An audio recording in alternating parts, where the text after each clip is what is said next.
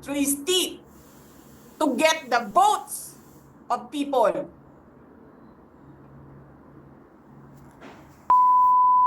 Ina ninyong lahat.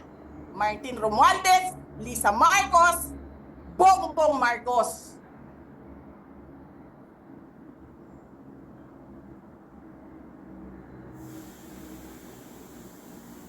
Ginigit-git nyo yung mga tao ko dyan sa envelope na yan. Lisa Marcos, naalala mo? Nagpadala ka sa akin ng video? Sinabihan mo ako saan kukunin ang pera. Pinakita mo ang muka ng tao doon sa video message mo. Hi, this is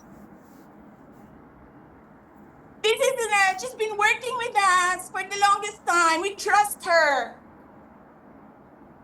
You sent me written instructions about money. Millions a month.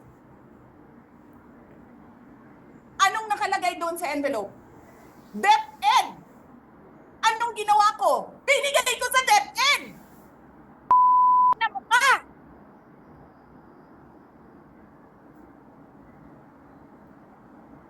Wala ka ngang posisyon sa gobyerno, namimigay ka ng pera ng gobyerno eh.